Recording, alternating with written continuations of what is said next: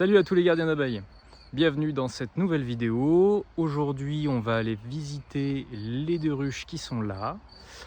Ça va être, en fait on a la moitié du printemps, hein, donc c'est l'occasion de voir que tout se passe bien, petite visite de contrôle.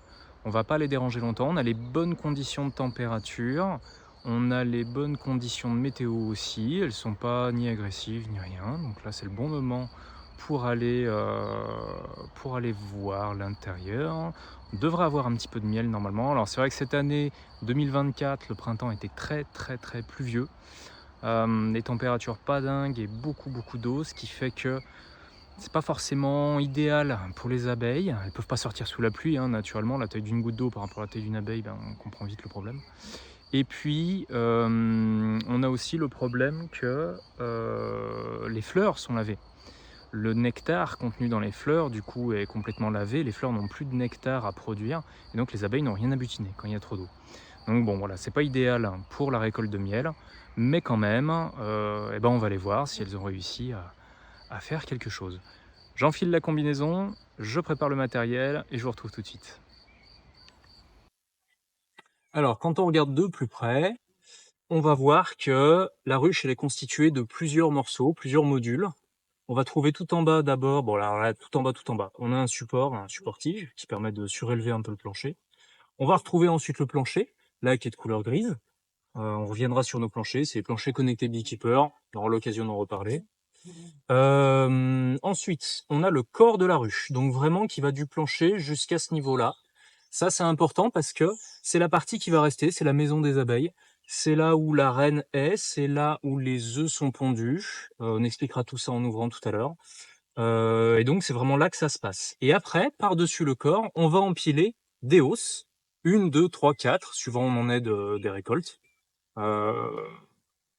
Par-dessus laquelle on va mettre éventuellement un entretoit, comme ici, et la toiture, naturellement, hein, pour éviter que l'eau rentre, pour éviter que les abeilles sortent, donc, tous les problèmes qu'on connaît dans une maison classique. Ce qui se passe, c'est que du coup, une fois que la saison est terminée, et quand on n'a plus de hausse, on a enlevé le miel qu'on pouvait récolter. Le toit, l'entretoit va venir se mettre directement sur le corps de la ruche, et là, on aura sa taille normale, sa taille initiale, qui laisse aux abeilles de quoi vivre, stocker la nourriture, disposer les œufs, et faire tout ce qu'elles ont à faire. En fait. Voilà. Et tout ce qui est au-dessus, finalement, c'est le grenier, les hausses, qui vont permettre de stocker le miel supplémentaire. Les abeilles sont des animaux thésauriseurs, qui donc produisent plus que ce qu'elles ont besoin. Donc sur le principe, tant qu'il y a des fleurs, elles accumulent le miel. Et c'est ce miel en surplus qu'on va pouvoir éventuellement, les bonnes années, récolter, mettre en pot et partager tous ensemble. Voilà. À tout de suite pour voir à l'intérieur.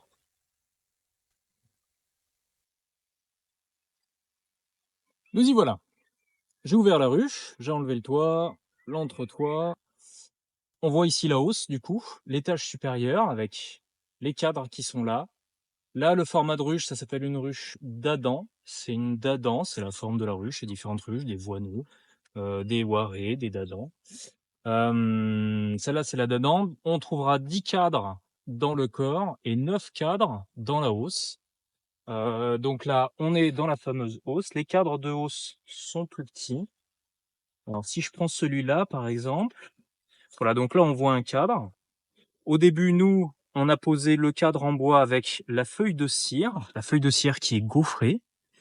Et les abeilles vont étirer le gaufrage de manière à créer les cellules. Là, on voit, elles sont en train de l'étirer. Le travail des jeunes abeilles, ça. Il y en a juste après. Et une fois que c'est tout étiré, ça ressemble à ça. Voilà, un cadre tout étiré. Alors, il est complètement vide, celui-là. Il n'y a pas de miel. D'ailleurs, j'ai l'impression qu'il n'y a pas beaucoup de miel nulle part dans cette housse. On va regarder tout doucement.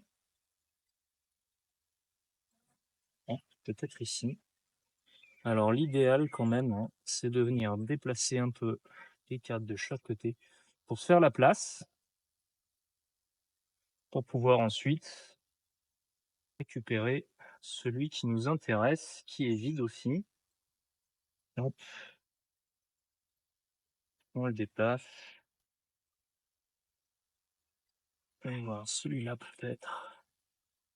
Non, là, manifestement, je vous disais que le printemps n'est pas terrible. Et là, j'ai pas menti. Le printemps n'est pas terrible. Là-haut, c'est vide. Voilà, voilà. Je vous reprends tout à l'heure dès que j'ai enlevé la hausse.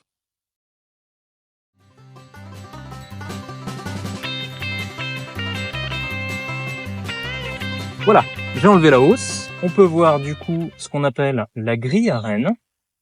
Donc c'est une grille spéciale qui laisse les abeilles passer, mais qui ne laisse pas la reine passer, de manière à ce qu'elle ne puisse pas pondre des œufs dans les étages supérieurs. Comme ça, on est garanti qu'on n'a que du miel dans les étages supérieurs. On n'aura pas d'œufs. On va gentiment les prévenir qu'on arrive. Voilà, hein, ça c'est une ruche assez calme. Il n'y a pas besoin de beaucoup enfumer, ça sert à rien. Elles comprennent d'elles-mêmes. J'ouvre et je vous montre les cadres de corps.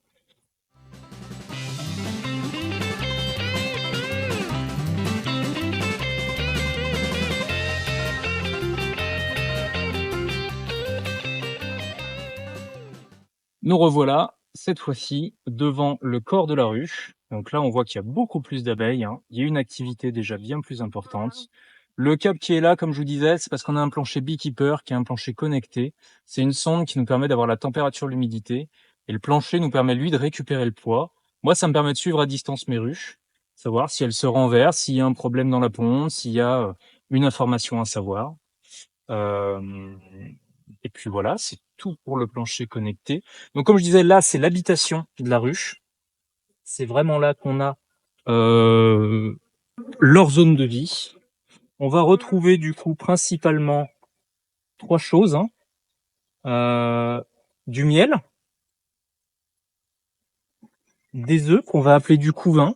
Je rentrerai plus tard dans les œufs et le couvain, c'est pas exactement la même chose.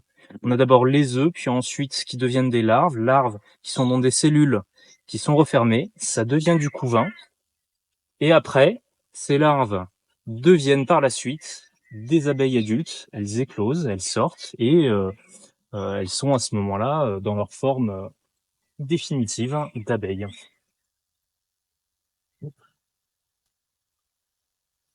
Bon, on va prendre le temps d'y aller tout doucement.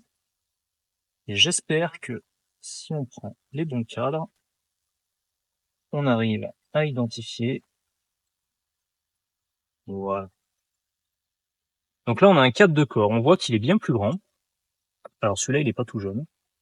Ce qu'on voit ici, les alvéoles qui sont là, ça, c'est du couvain. Ça veut dire que ce sont des œufs qui se sont transformés en larves, qui ont été refermés le temps que les larves se transforment en abeilles. Je vous redonnerai dans une autre vidéo les durées. C'est une histoire de jours, hein, il y a un nombre de jours, une vingtaine de jours pour qu'une larve devienne une abeille. Et à ce moment-là, elle grignote sa petite cellule, elle peut sortir, et directement, elle intègre la colonie. Qu'est-ce que je peux vous dire d'autre? Les abeilles sont découpées en 3 familles.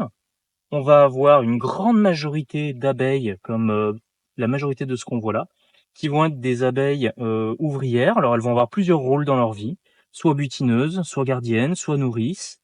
On va avoir des abeilles mâles, qu'on appelle aussi des faux bourdons, qu'on retrouve parce qu'elles sont un petit peu plus grosses, comme celle-là qui est... Je sais pas si je m'approche, peut-être que vous la verrez. Celle-là, par exemple, qui est un peu plus grosse, voilà.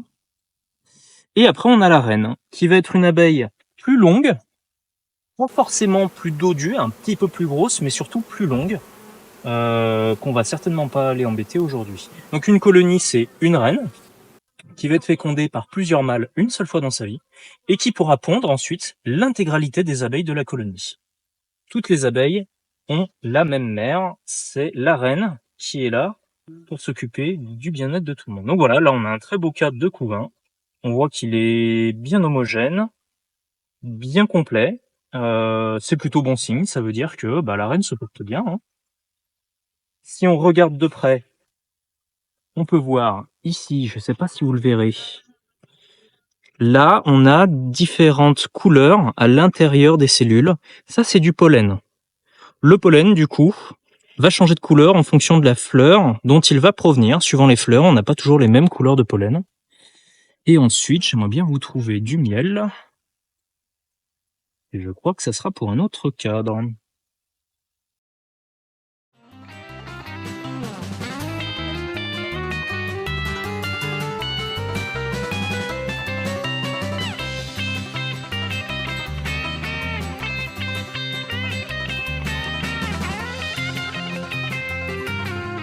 Voilà, donc là on se retrouve avec un autre cadre, un cadre plus récent. On voit qu'elles sont en train de terminer de faire l'agrandissement des cellules, d'étirer du coup le cadre. Et là, elles l'ont rempli avec du miel. On voit, j'espère que vous voyez bien, que c'est brillant à l'intérieur. Donc là, c'est le miel. C'est le miel qu'on trouve dans ce cadre-là. Cadre de rive, qui a pas mal d'abeilles celui-ci. Voilà, donc bon, la ruche est bien pleine, elle est belle, elle manque un peu de nourriture. On va regarder, je vais prendre le temps de regarder les autres cadres, et à ce moment-là, je verrai est-ce que, éventuellement, il faut la nourrir, ou est-ce que, suivant la météo à venir, elle a de quoi terminer tranquillement son printemps et éventuellement rentrer du miel. C'est tout pour aujourd'hui, ça fait déjà une belle visite. Je vous propose de nous retrouver pour la prochaine vidéo, certainement dans le cadre d'une autre visite sur un autre rucher, afin de rentrer un petit peu plus dans le détail de la technique sur les abeilles et parler un petit peu du règne animal. Bonne journée à tous, à bientôt.